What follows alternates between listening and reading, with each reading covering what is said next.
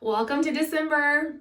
It is already December, already snowing. We have flurries outside and it is already like dramatically dropped overnight. A couple weeks ago it was beautiful, and here we are in our sweaters and getting ready for winter. The real estate market has also gotten ready for winter. We're going to get into what happened in November. I've got a few predictions of what I think is going to happen in 2025 and a couple strategies to help get you in front of whatever your plans are. If you're a buyer, we're going to talk about that. If you are a seller, we're also going to spend some time talking about that too. So hang on. I've got my little sticky notes here and I'm going to add things as we go. So, all right, you guys always want to know average sales price information first.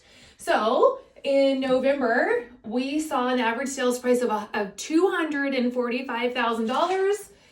$245,517.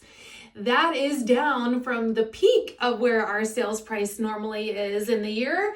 I shouldn't say normally, but for the peak of it, that was in May earlier this year of $286,000 and some change.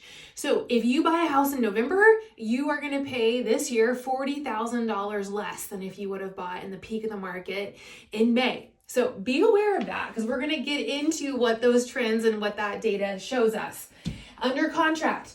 So you'll notice a theme when we go through these charts. Under contract, closed sales, and homes that are available for sale, we all see a rise and then a fall, a rise and a fall every year. It's predictable. We see the same thing. All of these charts with a little bit different numbers, all pretty much equal the same visual. So be aware of that. Know where we are in the market. The peak of when houses go under contract is the same every year. March, April, May, June, July. Those 5 months are when, if you are a seller, you need to have your house on the market.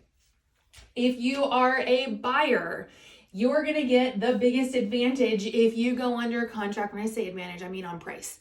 You're not going to have as many houses to choose from, but you are going to have less competition because fewer houses are going under contract in those quote off months. Okay. That's where we are right here. In November, I forgot to put the actual number down, but I'm going to guess we're about 125 houses that actually went under contract in November versus some of these peak months, which were in the spring. Okay. So, sorry, I'm going to grab this again. I made a little note. The average days on market for 2024 in June was 22 days, okay?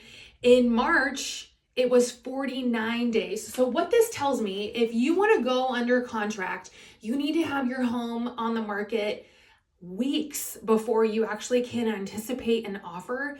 That's on resale and brand new construction rolled together.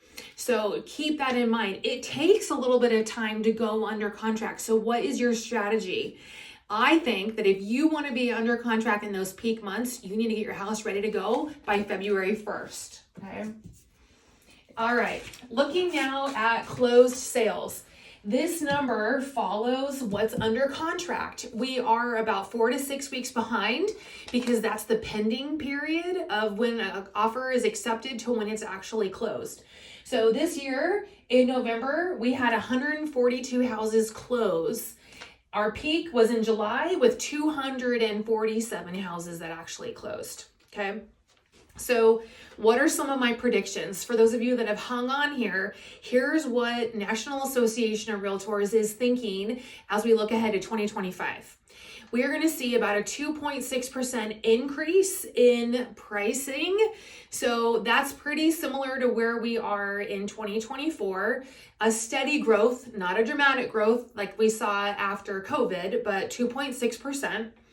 And what's interesting, and I'm still trying to kind of figure this out and why it's not, why that price isn't changing more, but we're going to see a 9% more home purchases in 2025 than we did in 2024. So this year, for reference, there was about a 3% growth in the number of home sales.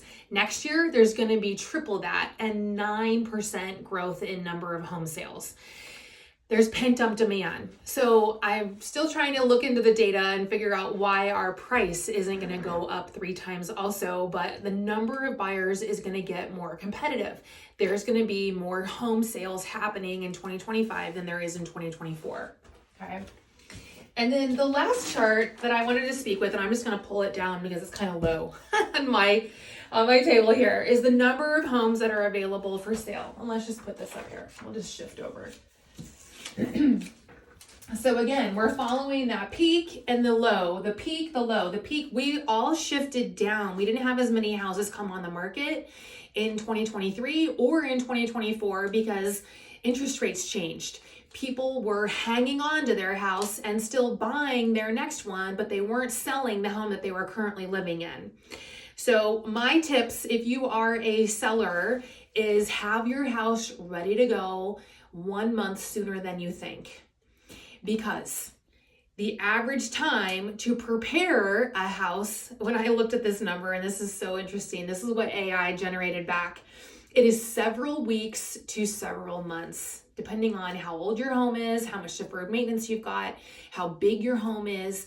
But the fact is, it takes time to get your house ready to go. So if you want to get premium pricing and sell in March, April, May, June, or July, those 5 months, we need to be strategizing now to get your home ready to list in February.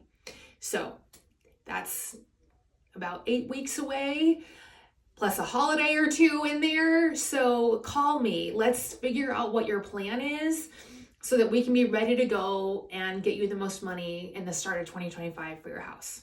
All right. Thanks and have a great holiday season. We're here for your questions and we're here for some fun in the snow while we still like the snow. All right. Thanks, everybody. Talk to you soon. Bye-bye.